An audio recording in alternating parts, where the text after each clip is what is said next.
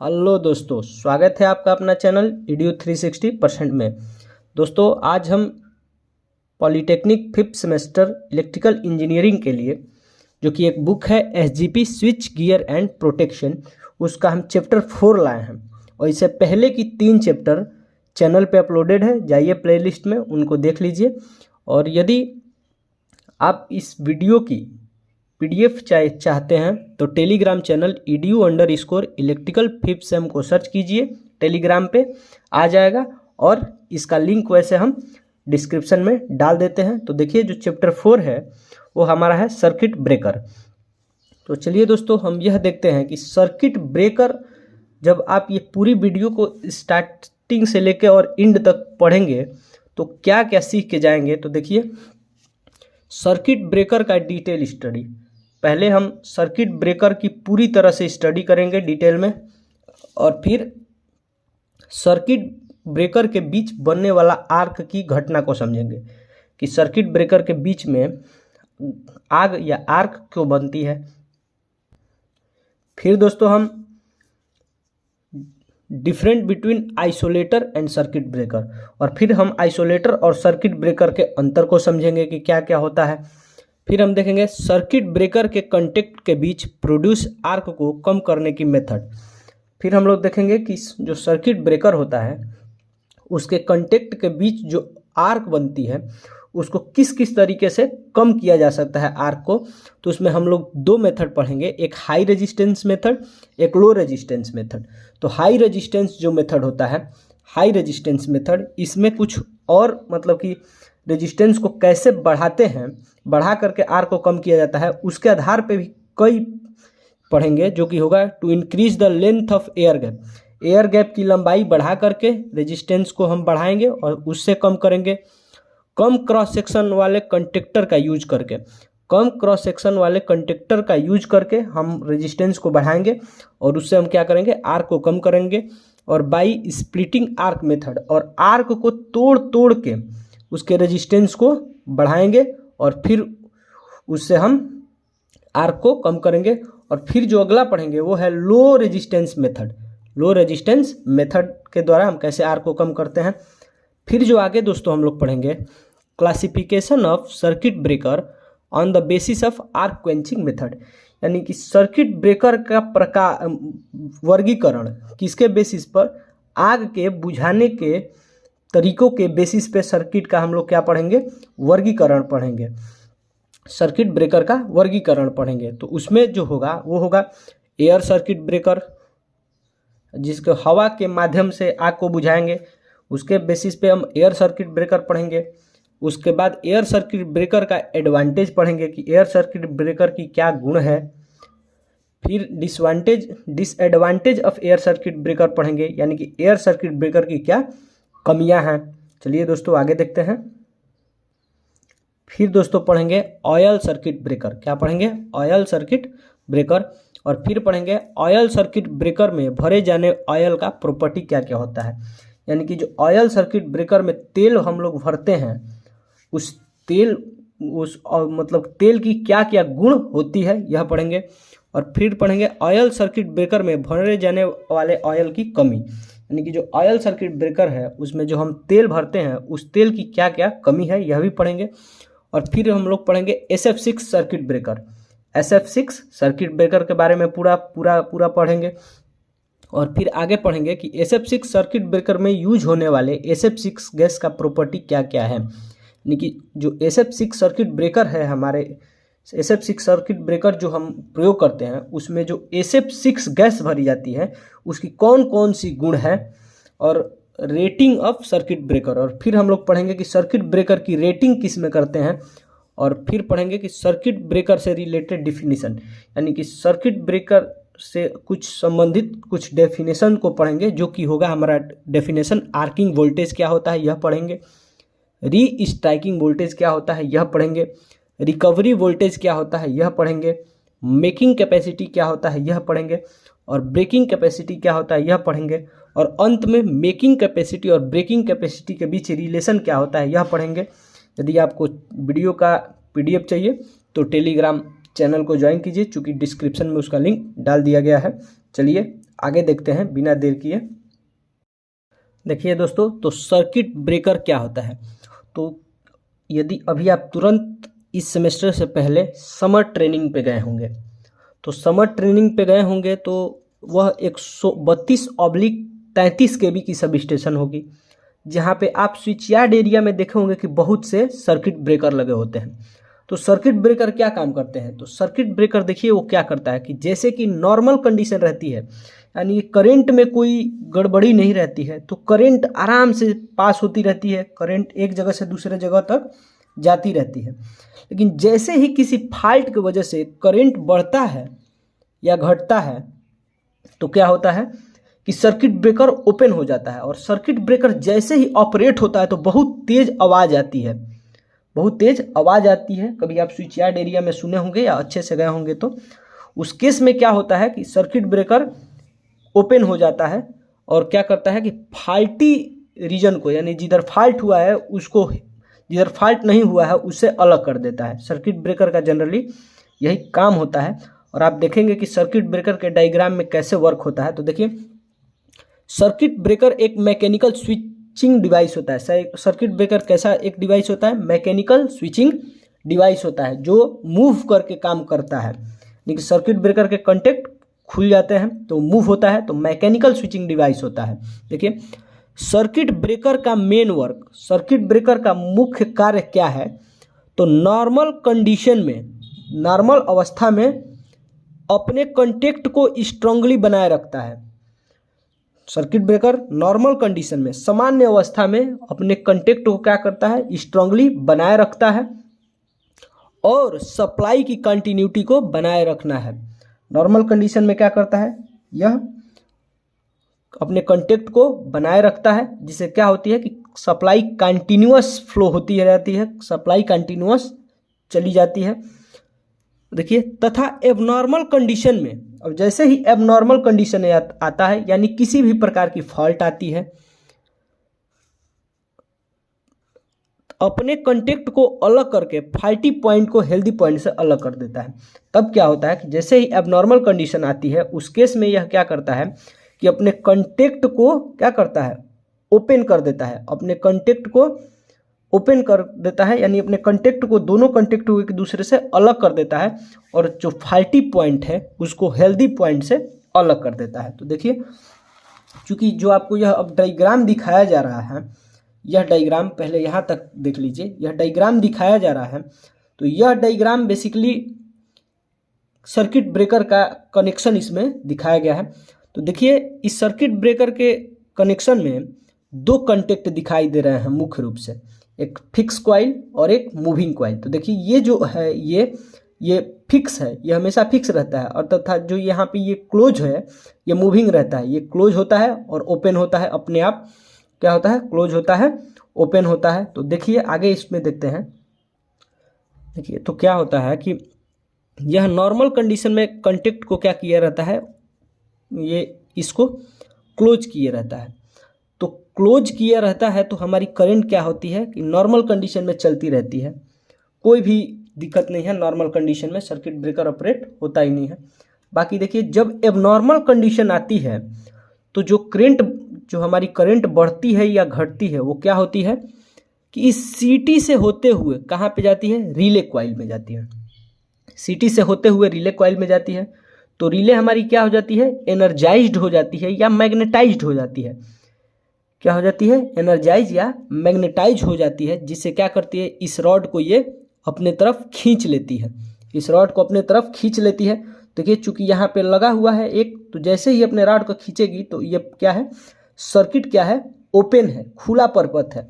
और जब इस रॉड को खींचेगी और ये दोनों, जब इन दोनों वायर के कांटेक्ट में आएंगे तो सर्किट क्या हो जाएगी, हमारी सर्किट हमारी क्या हो जाएंगी, क्लोज हो जाएगी। ये जो हमारी सर्किट है दूसरी, वो क्या हो जाएगी, क्लोज हो जाएगी, यानी कि इस सर्किट में अब करंट फ्लो करने लगेगा।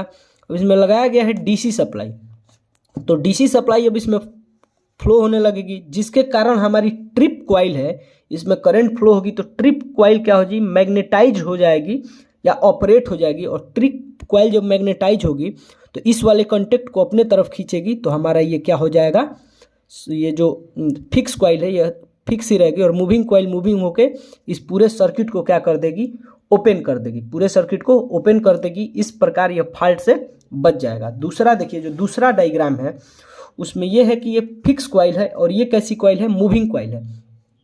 इस पे कॉपर की वाइंडिंग लिपटी गई है जिसको एसी सप्लाई देते हैं, कॉपर की वाइंडिंग लिपटी हुई है जिसे एसी सप्लाई देते हैं।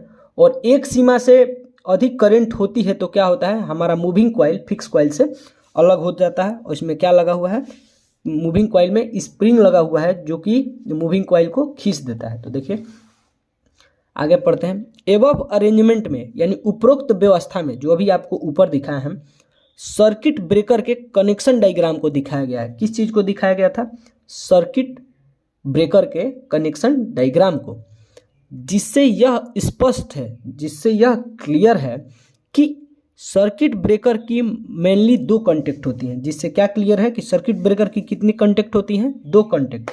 एक होता है फिक्स कॉन्टेक्ट और दूसरा होता है मूविंग कॉन्टेक्ट। चलिए दोस्तों आगे देखते हैं। देखिए दोस्तों, दो कॉन्टेक्ट थे, फिक्स कॉन्टेक्ट और मूविंग कॉन्टेक्ट। तो देखिए फिक्स कॉन्टेक्ट हमेशा स्थिर रहता है। फिक्स कॉन्टेक्ट कैसा रहता है, हमेशा स्थिर रहता है। फिक्स कॉन्टेक्ट कैसा रहता है, हमेशा स्थिर रहता है, वो फिक्स रहता है। जबकि मूविंग कॉन्टेक्ट मूव कर सकता है। जबकि मूविंग कॉन्टेक्ट जो हमारा होता है वो क्या करता है, मूव कर सकता है। जनरल कंडीशन में यानी सामान्य अवस्था में यह दोनों कॉन्टेक्ट आपस में कनेक्ट रहते हैं। ये दोनों कॉन्टेक्ट जो हम पीछे दिखाए हुए थे, फिक्स कॉन्टेक्ट और मूविंग कॉन्टेक्ट, सामान्य अवस्था में क्या रहते हैं, वो कनेक्ट रहते हैं। और इस कंडीशन में रिले कॉन्टेक्ट ओपन रहता है। और इस कंडीशन में जो आपको रिले दिखाए थे, रिले, तो चलिए अभी आपको दिखाते हैं कि रिले कॉन्टेक्ट ओपन रहता है। देखिए चूंकि नॉर्मल अवस्था में क्या है कि यह हमारी फिक्स कॉइल और मूविंग कॉइल कॉन्टेक्ट में है। इस अवस्था में क्या होती है कि जो हमारी रिले कॉइल होती है ये ओपन होती है, रिले कॉइल होती है यह ओपन होती है। यही आपको दिखाना था। चलिए अब आगे पढ़ते हैं। रिले, देखिए रिले कॉन्टेक्ट ओपन रहता है जिससे करंट की कंटिन्यूटी सिस्टम में बनी रहती है। जिससे क्या होती है दोस्तों, हमारी करंट की कंटिन्यूटी सिस्टम में बनी रहती है। रिले से कोई करंट पास नहीं होती है। लेकिन एबनॉर्मल कंडीशन में जब करंट का वैल्यू एक निश्चित सीमा से ज़्यादा होता है, यानी कि जब एक ऐसी कंडीशन आती है जिसमें फॉल्ट प्रोड्यूस हो जाते हैं, वो नॉर्मल नहीं रहती है, एबनॉर्मल हो जाती है, उस केस में क्या होता है कि जब हमारी करंट का मान एक निश्चित सीमा से ऊपर बढ़ती है तो क्या होता है कि तो यह करंट सीटी से फ्लो होती है। तो यह करंट आपको दिखाए थे सीटी, करंट ट्रांसफार्मर। तो करंट ट्रांसफार्मर से क्या होती है, फ्लो होती है। तो सीटी के सेकेंडरी वाइंडिंग से कनेक्टेड रिले कॉइल को मैग्नेटाइज कर देती है। और चूंकि सीटी के प्राइमरी से सप्लाई जुड़ा हुआ है और सीटी के सेकेंडरी से हमारा रिले कॉइल जुड़ा हुआ है, तो सीटी के सेकेंडरी से जब करंट फ्लो होती है तो वो करंट कहाँ से फ्लो हो जाती है, जो कि उसके सेकेंडरी में हम रिले कॉइल लगाए हुए हैं, आप पीछे देखे थे रिले कॉइल लगाए हुए हैं, उससे फ्लो कर देती है, फ्लो होती है। तो हमारी रिले कॉइल क्या होती है, मैग्नेटाइज हो जाती है, चुंबकित हो जाती है, जिससे सर्किट ब्रेकर का मूविंग कॉन्टेक्ट अट्रैक्ट होकर फिक्स कॉन्टेक्ट से अलग हो जाता है। जिससे क्या होता है, जो हमारा सर्किट ब्रेकर है उसका मूविंग कॉन्टेक्ट क्या होती है, फिक्स कॉन्टेक्ट से अलग हो जाती है और सर्किट ब्रेकर ओपन हो जाता है। सर्किट ब्रेकर ओपन हो जाता है। तो देखिए सामान्य कंडीशन में क्या थी कि जब सर्किट ब्रेकर के कॉन्टेक्ट क्लोज थे, सामान्य अवस्था में सर्किट ब्रेकर के कॉन्टेक्ट क्या थे, क्लोज थे, तब हमारी रिले के कॉन्टेक्ट क्या थे, ओपन थे। रिले के कॉन्टेक्ट हमारे क्या थे, ओपन थे। लेकिन जैसे ही हमारी एबनॉर्मल कंडीशन आई, यानी कि असामान्य अवस्था आई, तब सर्किट ब्रेकर के कॉन्टेक्ट क्या हुए, ओपन हो गए और रिले के कॉन्टेक्ट क्या हो गए, क्लोज हो गए। तो देखिए दूसरा है कि सर्किट ब्रेकर के बीच बनने वाले आर्क की घटना को समझाइए। देखिए सर्किट ब्रेकर के बीच क्या होता है कि जब सर्किट ब्रेकर ओपन होता है ना, तो उन दोनों कॉन्टेक्ट के बीच आर्क यानी आग की तरह चिंगारी उत्पन्न होती है। तो वो चिंगारी क्यों उत्पन्न होती है, इसी घटना को देखिए कैसे चिंगारी उत्पन्न होती है, बस इसी घटना को बताया जाएगा। एबनॉर्मल कंडीशन में यानी कि असामान्य अवस्था में जब फॉल्ट की सूचना प्राप्त करके ट्रिप कॉइल सर्किट ब्रेकर के फिक्स कॉइल तथा मूविंग कॉइल को अलग कर देती है। देखिए ये जब असमान अवस्था आती है तो हमारी जो ट्रिप कॉइल थी जो क्या कर रही है कि सर्किट ब्रेकर के कंटेक्ट को खींच रही थी मैग्नेटाइज होकर डीसी सप्लाई के द्वारा, पीछे आपको बताए थे, वो क्या करती है कि फिक्स कॉइल को मूविंग कॉइल से अलग करा देती है। तब हाई करंट के इफेक्ट से तब क्या होती है, चूंकि करंट हाई हुआ होगा तभी तो होता है, तो हाई करंट के कारण क्या होता है दोस्तों, हमारा इन दोनों कंटेक्ट के बीच भरी हवा एयर आयोनाइज हो जाती है। तो हाई करंट के कारण क्या होता है कि जो दोनों कंटेक्ट के बीच हवा भरी हुई है वो क्या होती है दोस्तों, आयोनाइज हो जाती है, हवा आयोनाइज हो जाती है, जिससे दोनों कंटेक्ट के बीच स्पार्किंग प्रोड्यूस होती है।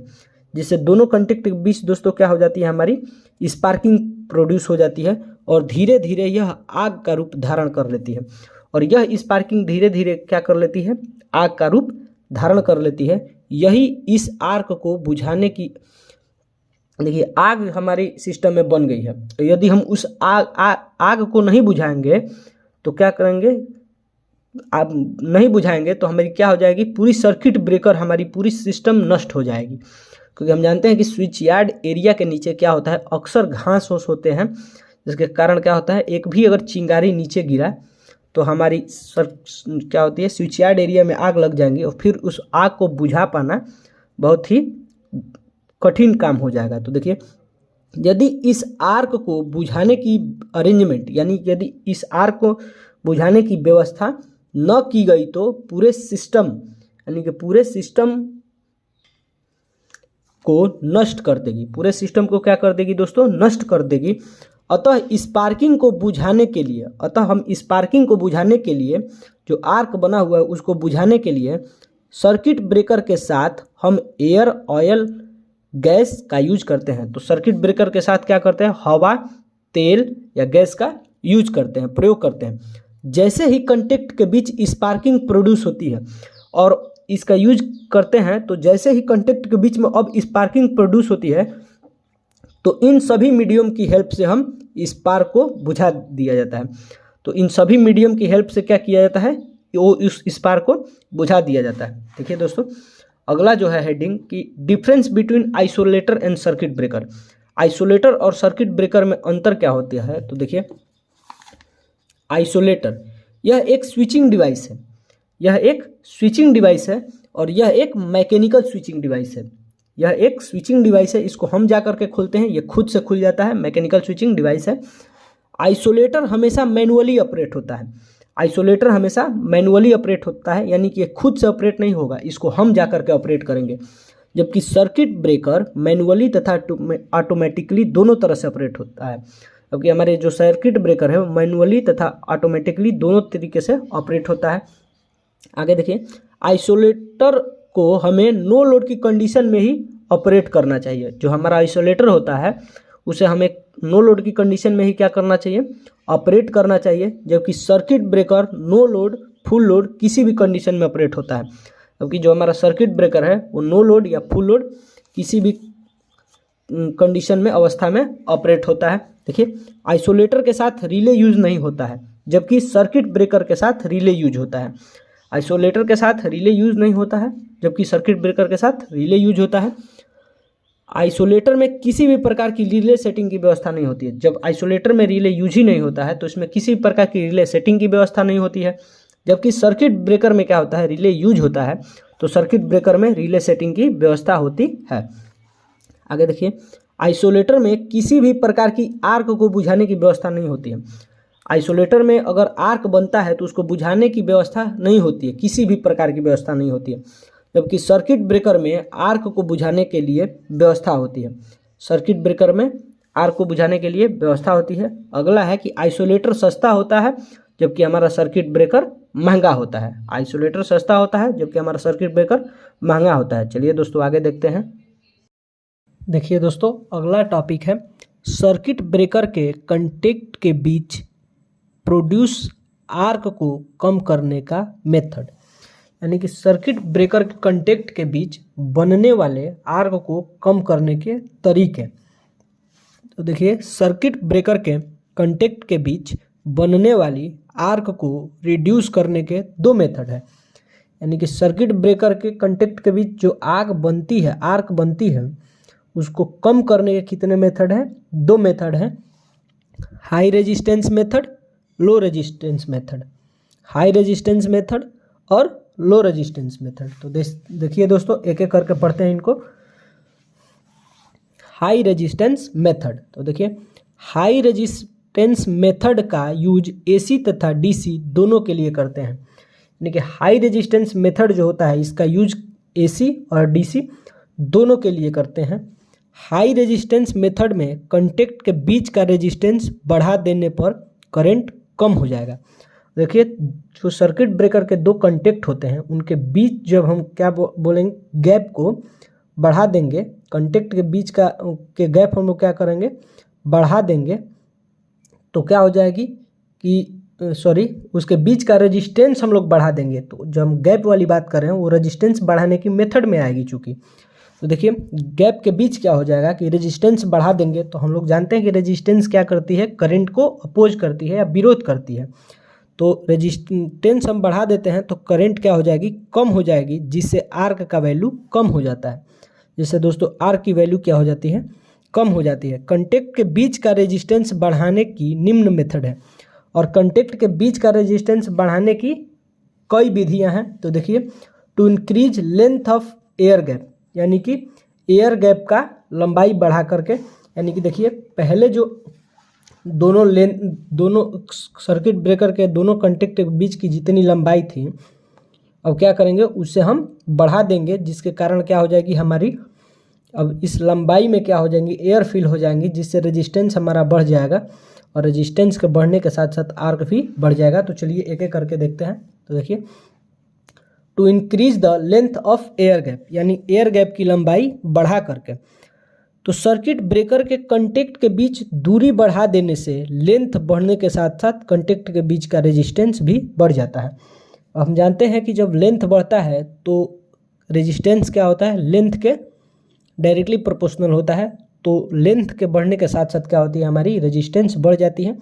या ऐसे सोच ले कि दोनों कंटेक्ट के बीच लंबाई बढ़ाते हैं तो कंटेक्ट के बीच हवा भर जाती है, जिसके कारण रेजिस्टेंस कम हो जाता है, जिससे करंट का वैल्यू कम हो जाने से आर्क का वैल्यू कम हो जाता है। और करंट जब कम होता है तो हम जानते हैं कि आर्क हाई करंट के ही वजह से बन रहा है, तो करंट के वैल्यू के कम हो जाने से आर्क भी कम हो जाएगी। चूँकि देखिए पहले है ये क्या कि सर्किट ब्रेकर के बीच की लेंथ L1 है, जिससे इसकी रेजिस्टेंस R1 हो रही है, और L1 लेंथ होने के कारण इसकी रेजिस्टेंस R1 है, तब इसमें फ्लो होने वाली करंट I1 है। और देखिए जब हम इसकी लेंथ को बढ़ाते हैं, देखिए लेंथ को बढ़ाते हैं दूसरे केस में, तो इसकी रेजिस्टेंस R2 हो जाती है, यानी कि लेंथ के बढ़ाते ही इसकी रेजिस्टेंस भी बढ़ जाती है, जिसके कारण इसकी करंट कम हो जाती है। तो देखिए पहले लेंथ क्या थी, कम थी, पहले की लंबाई कम थी और दूसरे के कंपैरिजन में, यानी कि हम दूसरे में लंबाई को बढ़ाए हैं, L2 अधिक है, जिससे क्या है कि R1 रेजिस्टेंस क्या थी, कम थी, और जैसे ही लंबाई बढ़ाए हैं तो रेजिस्टेंस भी क्या हो जा रही है, अधिक हो जा रही है, और जिसमें रेजिस्टेंस अधिक उसमें करंट कम, अतः I2 क्या हो रही है कि अब करंट कम हो रही है, जिसके कारण आर्क क्या हो जा रहा है, बनना कम हो जा रहा है। और देखिए जो नॉर्मल आर्क होता है उसका पावर फैक्टर यूनिटी होता है, जबकि जब इंडक्टिव आर्क होता है वह पावर फैक्टर उसका क्या होता है, लैगिंग पावर फैक्टर होता है।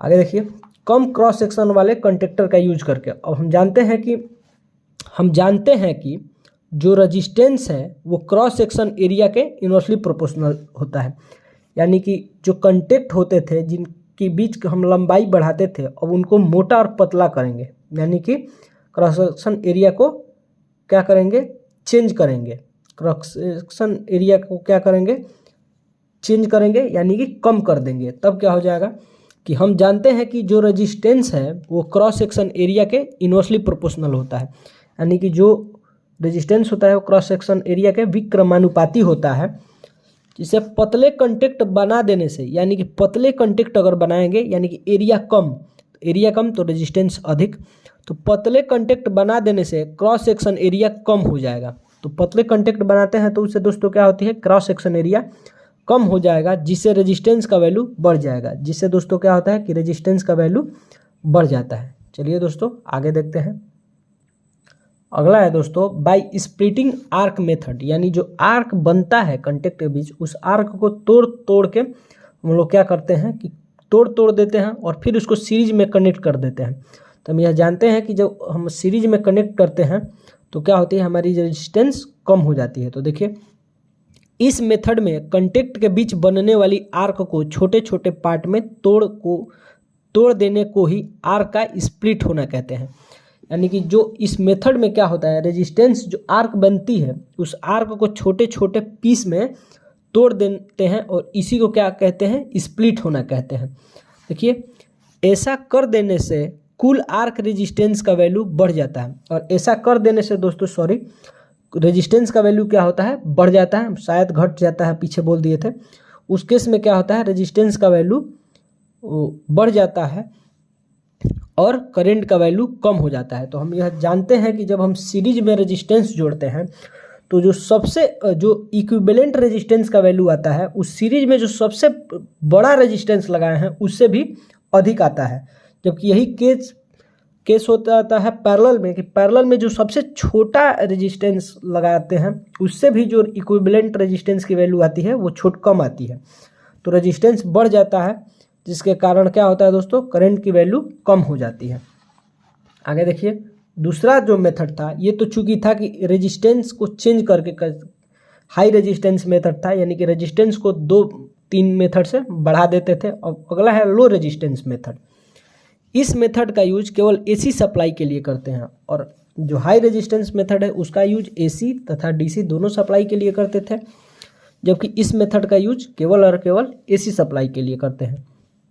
इस मेथड में आर्क के बनने के इनिशियल स्टेज में ही, अब इस मेथड में क्या करते हैं कि जैसे ही आर्क अभी बनना स्टार्ट होता है, यानी कि इनिशियल स्टेज में ही क्या कर देते हैं, एयर के हाई प्रेशर के द्वारा, यानी कि हवा के तेज दाब के द्वारा आर्क को बनने से पहले ही बुझा दिया जाता है। आर्क को बनने से पहले ही क्या किया जाता है, बुझा दिया जाता है। इसलिए इस मेथड को 0 पॉइंट मेथड भी कहते हैं। इसलिए इस मेथड को दोस्तों क्या कहते हैं, 0 पॉइंट मेथड भी कहते हैं। आगे देख लीजिए, आगे वाली टॉपिक है कि classification of circuit breaker on the basis of arc quenching method, यानी कि आर्क को बुझाने के तरीके पे सर्किट ब्रेकर का वर्गीकरण, क्लासिफिकेशन। तो देखिए आर्क को बुझाने के माध्यम के आधार पर सर्किट ब्रेकर निम्न प्रकार के होते हैं।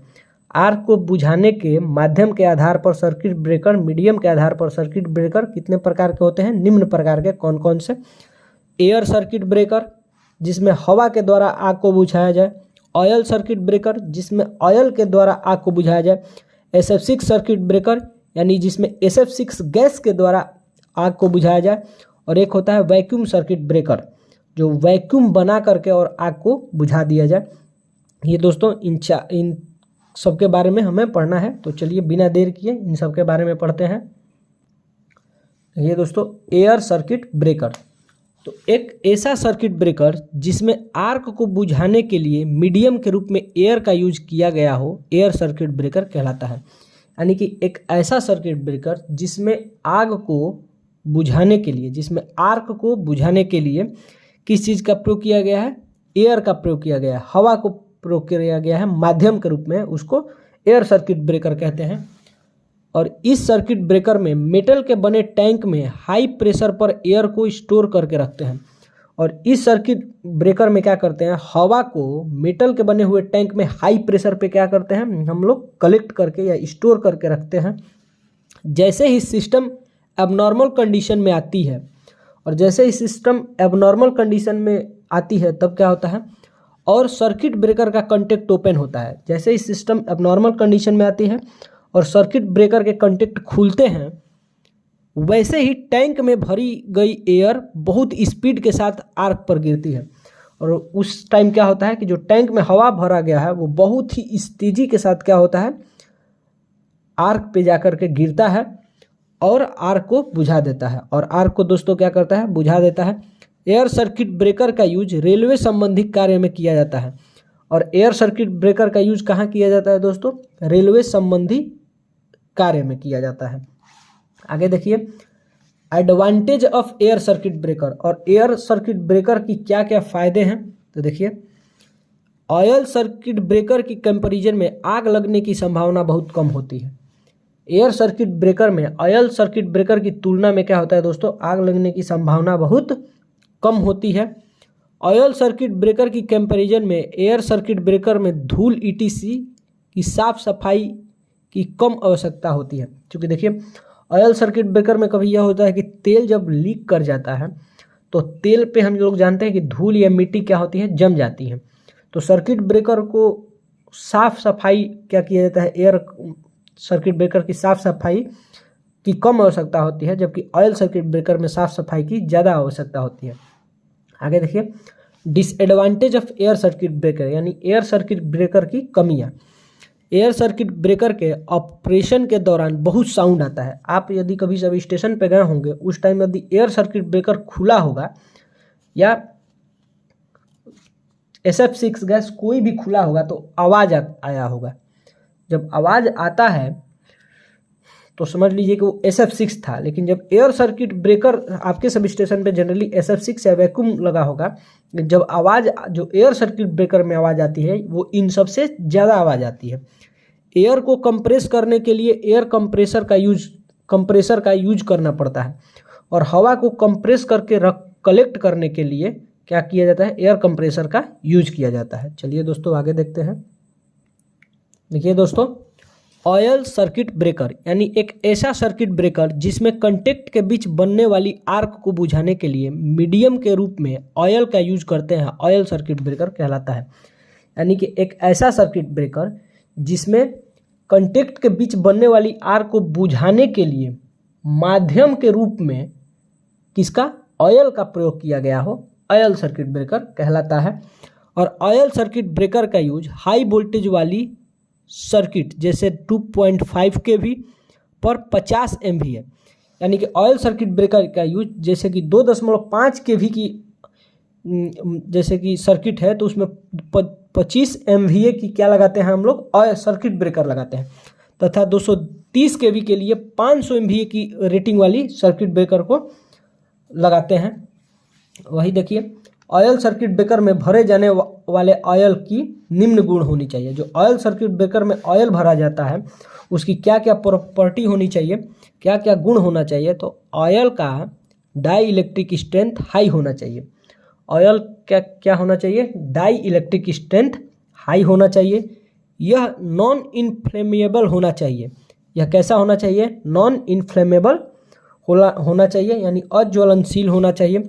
ऑयल हाइग्रोस्कोपिक नेचर का नहीं होना चाहिए, यानी कि ऑयल ऐसा नेचर का नहीं होना चाहिए जो क्या करे, नमी को ऑब्जर्व कर ले। आगे देखिए दोस्तों, अगला टॉपिक है ऑयल सर्किट ब्रेकर में भरे जाने वाले ऑयल की कमी। तो ऑयल सर्किट ब्रेकर में जो ऑयल भरा जाता है उसकी क्या क्या कमियां हैं, तो देखिए ऑयल सर्किट ब्रेकर की सबसे बड़ी कमी यह है कि यह मॉइस्ट के कांटेक्ट में आकर यह खराब हो जाता है। सबसे बड़ी कमी क्या है कि जैसे ही यह नमी के संपर्क में आता है यह तेल खराब हो जाता है। ऑयल सर्किट ब्रेकर में ऑयल के लीकेज होने की वजह से धूल, घास फूस ETC सर्किट ब्रेकर की एक्सटर्नल सरफेस पर जम जाती है, जिससे इसको बार बार सफाई करने की व्यवस्था होती है।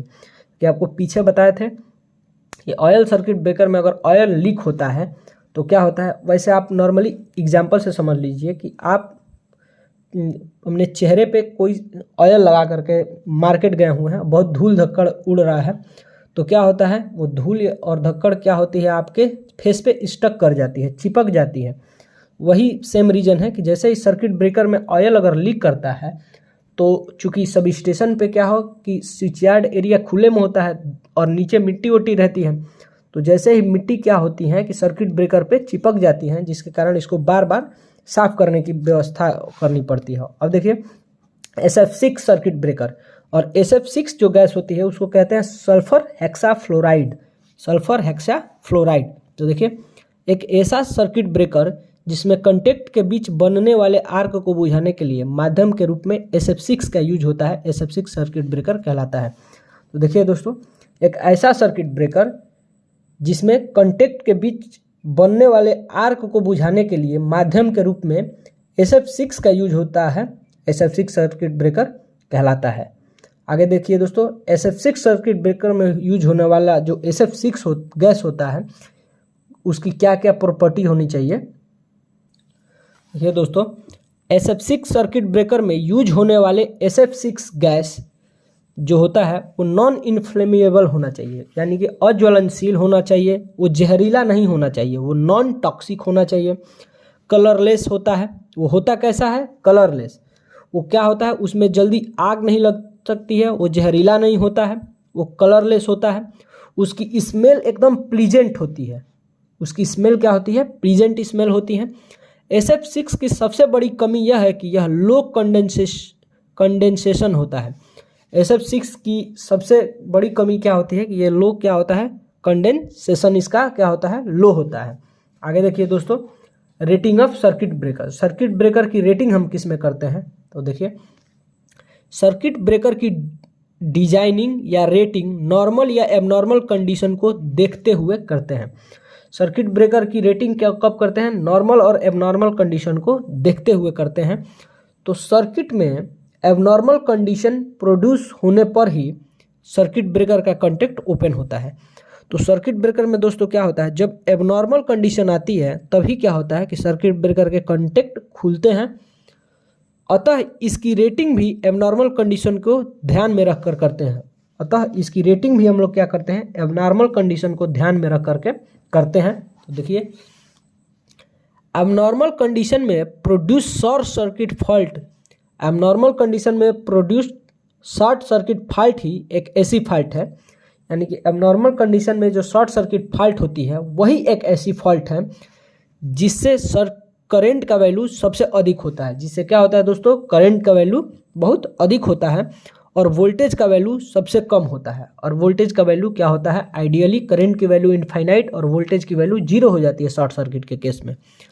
अतः इसी वोल्टेज और करंट के को आधार मानते हुए, अतः इसी वोल्टेज और करंट को क्या बेस मानते हुए, आधार मानते हुए सर्किट ब्रेकर का रेटिंग, हम सर्किट ब्रेकर का रेटिंग VA यानी वोल्ट एम्पियर, KVA यानी किलो वोल्ट एम्पियर, MVA यानी मेगा वोल्ट एम्पियर में करते हैं। चलिए दोस्तों आगे देखते हैं। देखिए दोस्तों, सर्किट ब्रेकर से रिलेटेड डिफिनीशन, यानी कि सर्किट ब्रेकर से संबंधित कुछ परिभाषाएं। देखिए, आर्किंग वोल्टेज क्या होते हैं, इसकी परिभाषा हम लोग देखेंगे। री स्ट्राइकिंग वोल्टेज क्या होते हैं, इसकी हम परिभाषा देखेंगे। रिकवरी वोल्टेज क्या होता है, इसकी परिभाषा देखेंगे। मेकिंग कैपेसिटी क्या होता है, यह भी देखेंगे। और ब्रेकिंग कैपेसिटी क्या होता है, यह भी देखेंगे एक एक करके। और लास्ट में मेकिंग कैपेसिटी और ब्रेकिंग कैपेसिटी का रिलेशन देख लेंगे। हमारा यह वीडियो खत्म हो जाएगा।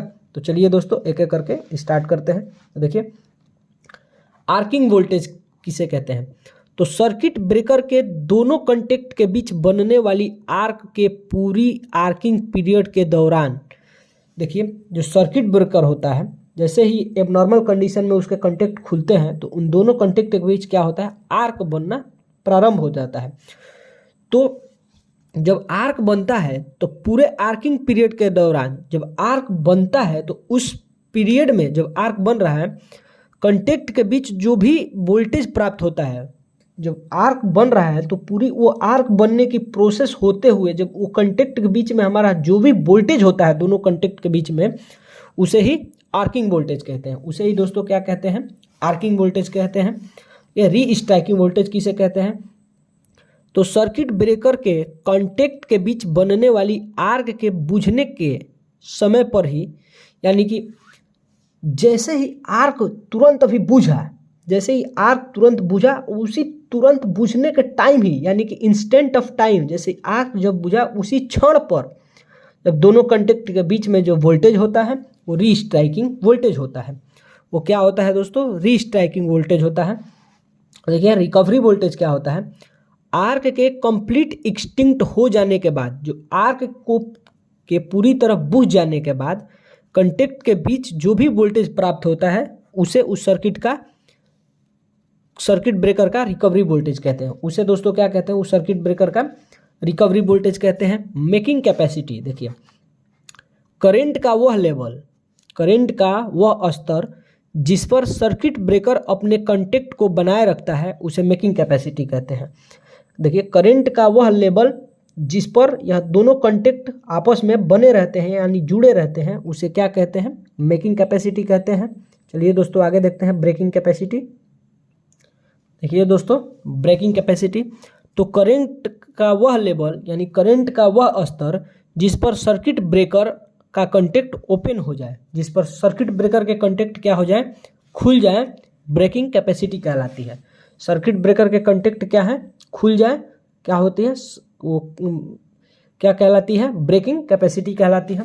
और relation between making capacity and breaking capacity, तो मेकिंग कैपेसिटी और ब्रेकिंग कैपेसिटी का रिलेशन क्या होता है, तो मेकिंग कैपेसिटी बराबर 2.55 यानी 2.55 गुणे ब्रेकिंग कैपेसिटी होता है। चलिए दोस्तों मिलते हैं अगले चैप्टर में, बहुत बहुत धन्यवाद।